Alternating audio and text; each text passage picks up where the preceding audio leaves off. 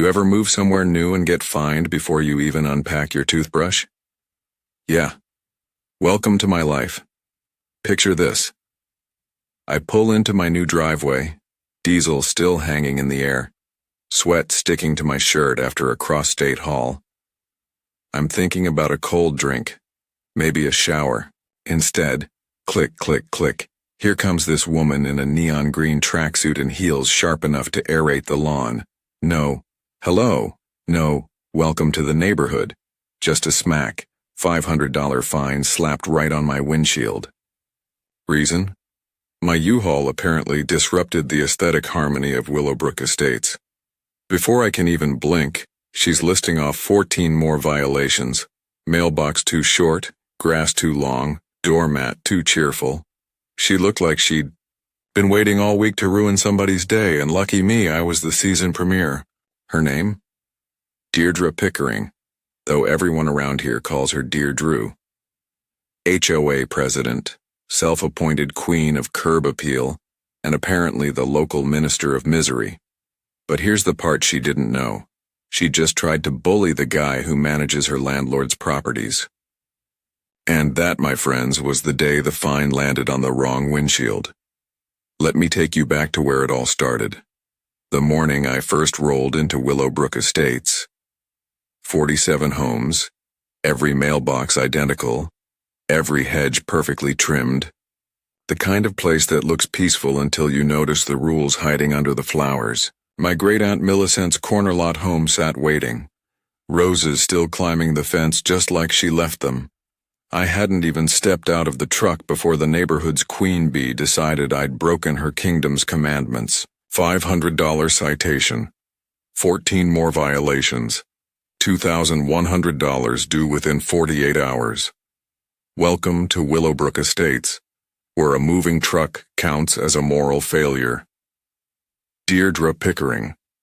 Dear Drew to those who've survived her meetings. Stood in the driveway like she'd been rehearsing this scene for weeks. Clipboard ready, perfume so thick you could measure it in ounces, voice smooth but sharp. Community standards must be upheld.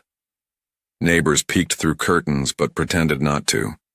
One woman closed her blinds the moment our eyes met.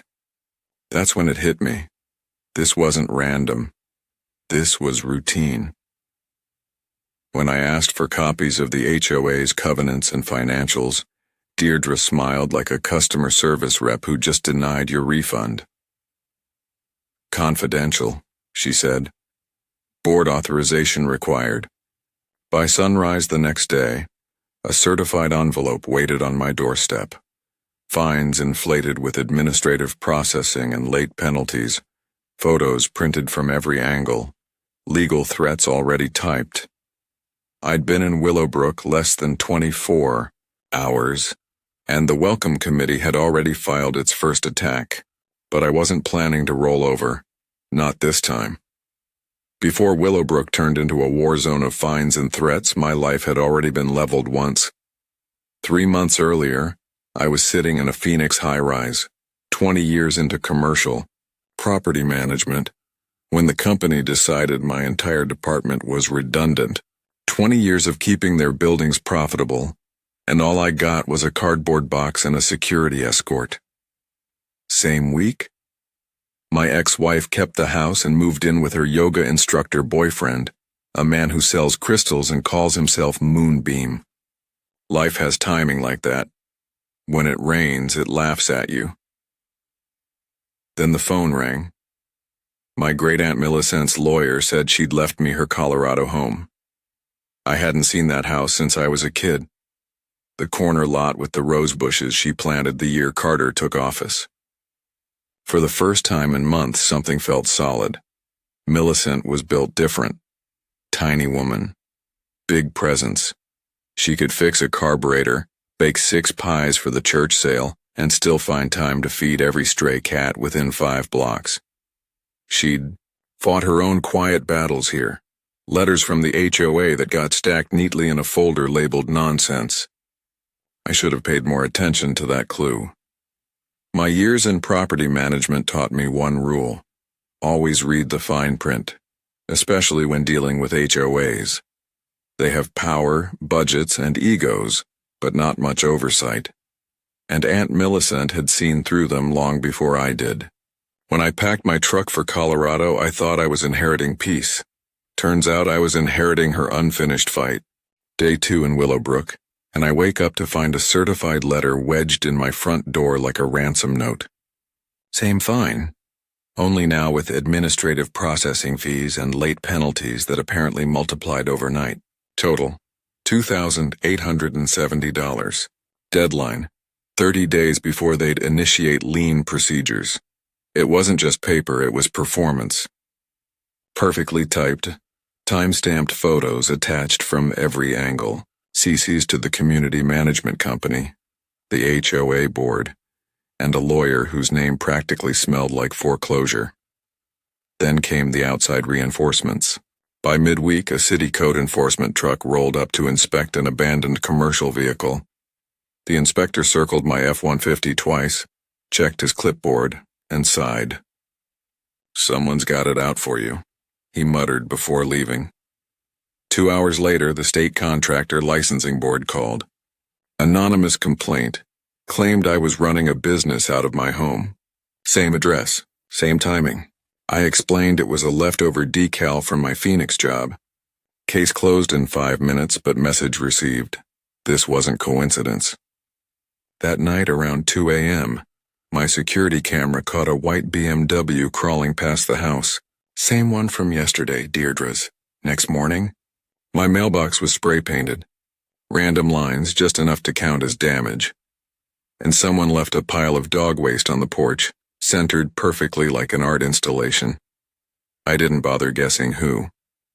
I just labeled the footage, stored the files, and logged every call, because when people start playing dirty, records become your armor, and mine was growing thicker by the day. When intimidation stops working, paper trails start talking. So that's where I went. The county recorder's office. The place smelled like dust, old toner, and lost patience. Fluorescent lights buzzed overhead, casting everything in the same sickly glow that makes government buildings feel half alive. Rows of beige filing cabinets stretched like a maze. And somewhere inside that bureaucratic jungle lay the truth about Willowbrook Estates. The original HOA covenant from 1983 was a tiny, 12-page document written in plain English. Keep your yard neat. Don't store junk cars on your lawn. Paint your house something reasonable. Common sense rules. But what Deirdre and her board were enforcing wasn't that. Their version was a 47-page monster packed with restrictions that read like an owner's manual for control. Approved pet walking routes, seasonal decoration limits, even what type of curtains were aesthetically compliant. Buried in those records, I found something even better. No proof the homeowners ever voted on any of it. Amendments are supposed to be approved by residents. These had simply appeared, signed by a board that had been in power for over a decade. Then came the smoking roses. My great-aunt Millicent's rose bushes, the same ones that apparently violated landscape purity, were protected under the original covenant. Grandfathered. Untouchable. The very thing Deirdre fined me for was legally exempt. While copying the documents, I felt eyes on me. When I turned, a quiet woman with silver hair introduced herself as Gladys. Retired librarian, lived across the street from my aunt. She'd been keeping records too. A full binder of homeowner horror stories, dates, fines, photos, and names. 12 families forced to sell under pressure. Every sale handled by the same real estate agency. Deirdre's. I walked out of that office with copies of everything and a folder that weighed more than paper.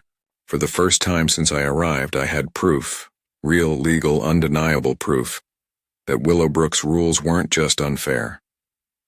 They were fraudulent. Once I started digging into the HOA's finances, the numbers told a story louder than any argument. The pool, barely 30 feet long, was billed at $800 a month for cleaning. Market rate? $200. And the water still looked like swamp soup. The landscaping contract was worse. $3,000 a month for mowing a handful of tiny lawns and trimming hedges twice. Then came the legal fees. $15,000 a year to enforce compliance. Most HOAs spend a fraction of that. The deeper I looked, the clearer it got. This wasn't management. It was money laundering with a smile. Every vendor tied back to Deirdre's inner circle. The pool company? Chad's side hustle. Landscaping? Her nephew. Legal services? A college roommate. All charging premium rates for bargain work. Meanwhile, citations rained down on the elderly and single parents while the wealthy homes skated by untouched. It wasn't random, it was surgical. Our late-night talks at Rosie's Diner became the resistance. Neighbors passed invoices, took photos, shared proof. Then Bob, a retired engineer, dropped his findings. Road repairs that never happened. Drainage work billed but invisible.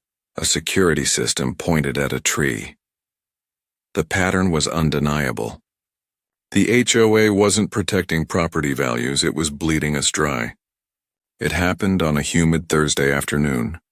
A letter slipped under my door printed on Deirdre's real estate company letterhead. Emergency board meeting, 24-hour notice.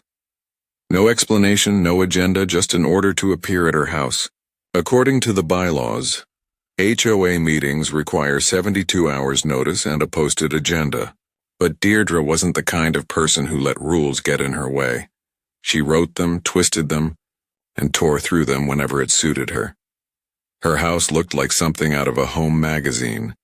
Vanilla candles burning, furniture arranged like a courtroom. She sat behind an oversized oak desk, flanked by two loyal board members who nodded at everything she said. The other two? Scheduling conflicts, convenient. Without them, there wasn't a quorum, which meant nothing she did that night was legal, but that didn't stop her from trying. She opened the meeting with her trademark calm menace. The board will now consider emergency foreclosure proceedings against 1247 Maple Street. My address. Before I could speak, the front door creaked open. Gladys walked in. 78 years old, spine straight, eyes sharp behind silver glasses. She didn't raise her voice. She didn't need to. Point of order, she said. You cannot conduct business without a quorum. The room froze. Deirdre's practiced smile cracked for the first time. Then came the explosion. She accused Gladys of disrupting official proceedings, called her a busybody, and threatened to fine her on the spot. The transformation was instant. Queen of Poise turned tyrant mid-tantrum. I just sat back and watched. Because I'd brought something more powerful than volume. Numbers. I mentioned it casually, just loud enough for everyone to hear. How the HOA budget listed $40,000 for landscaping, yet the contractor only got $15,000. The silence that followed was surgical. One board member shifted in his seat. The other looked at the floor. Deirdre's face went through a dozen shades of panic before she gathered her papers and declared the meeting adjourned. Everyone left quietly. But for the first time, the neighborhood had witnessed the cracks forming. Deirdre thought she'd called a meeting to intimidate me. Instead, she'd hosted the one that exposed her. After that chaotic emergency meeting, neighbors stopped hiding. One by one, they came forward with files, fines, and stories that sounded far too familiar. Within days, Aunt Millicent's dining room turned into a command post, papers stacked high, timelines taped to walls, every name and number mapped like an investigation board. Attorney Jennifer Olivia, an HOA law veteran, joined first. She saw my evidence and said flatly, "This isn't mismanagement, it's a racket." A forensic accountant followed, tracing inflated invoices straight to Deirdre's relatives. Sophia, a paralegal from 2 streets over, color-coded every violation and drafted motions to freeze HOA funds. The network grew fast. Bob printed flyers. Pastor Williams offered church space, and a WhatsApp group became the neighborhood's lifeline. Dozens of residents started sharing proof of selective enforcement, fake contracts, and phantom repairs. Then came the press. A Denver reporter called it suburban corruption in designer heels. That's when I realized this wasn't just my fight. We weren't a handful of angry homeowners anymore. We were a movement armed with ledgers, evidence, and a plan. And Deirdre? She had no idea the storm she'd built was about to break right over her own house. The more we organized, the more unhinged Deirdre became. She tried to cancel the annual meeting, claiming security concerns, but the law didn't care about her excuses. Then came the intimidation. 2 hired guards stationed at her driveway like a bad movie scene. They quit once they learned what she'd asked them to do. Next, she turned digital. Fake reviews labeled me a violent agitator. Someone filed bogus DMV complaints about my truck. At night, Chad's BMW crept past my house with its headlights off. But fear didn't work anymore. Every attack made the neighborhood stronger. Blue ribbons appeared on mailboxes. Pastor Williams hosted open meetings. Even retirees who once avoided conflict started speaking up. Then Deirdre crossed a line, offering our forensic accountant a payoff to lose key records. He reported her immediately. Within days, the Attorney General's office froze HOA funds. Her lawyer quit. The vendors vanished. Deirdre's tone changed overnight, from smug to desperate, begging to resolve misunderstandings. But we were past that. Because once you take away someone's fear, they stop being quiet. And Willowbrook? We weren't quiet anymore. When the subpoenaed HOA records finally landed on my table, it was like someone had dropped a live wire into the room. Numbers, transfers, and vendor payments. Every page screamed corruption. Over $300,000 gone, funneled through fake companies owned by Deirdre's friends and relatives. But the real shock came from something completely different. A discovery buried in Aunt Millicent's property file. Turns out her corner lot sat on a small natural gas deposit. Nothing massive, but enough for steady royalty checks. For 3 years, Rocky Mountain Energy had been paying those royalties straight into the HOA account, signed off personally by Deirdre. $18,000 mine, quietly stolen under the banner of community revenue. That theft gave me full legal standing to demand a forensic audit, and the paper trail led exactly where we expected. Then I found it. A tiny brass key tucked inside Aunt Millicent's old recipe box, labeled only SDB. Inside the bank's safety deposit box was her final masterpiece. Neatly stacked files, time-stamped recordings, and notes in her handwriting. Creative accounting. Forged homeowner signatures. Amended covenants. Never voted. She'd built the case long before I arrived, like she knew someone would need it. The last envelope stopped me cold, a letter dated 2 weeks before her death. Marcus, if you're reading this, she's still in power. Don't let her bury what's left of our community. Make them answer for every neighbor they hurt. Her doctor's records later confirmed what I already suspected. Her health had collapsed under Deirdre's harassment campaign. The stress literally killed her. That was the moment the fight became something else. It wasn't about fines or property anymore. It was about justice for Millicent, for every bullied neighbor, and for the truth she'd hidden away just long enough for me to find. The morning of the annual meeting felt charged, the kind of air that hums before a storm. Cars lined the street, neighbors gathered with folded chairs and quiet resolve. Willowbrook Estates, once ruled by fear, was finally awake. Deirdre arrived late in her navy blazer, Chad in tow, trying to look untouchable. She started the meeting with practiced authority, until Gladys stood and calmly declared, "Point of order. You cannot silence homeowners under state law." Applause broke like thunder. I took the floor and let the projector tell the story.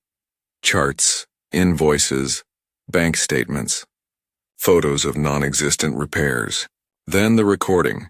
Deirdre's own voice laughing about borrowing HOA funds and calling residents sheep. The room went still, then erupted. When she snapped and said people like me didn't understand community values, every mask she wore shattered.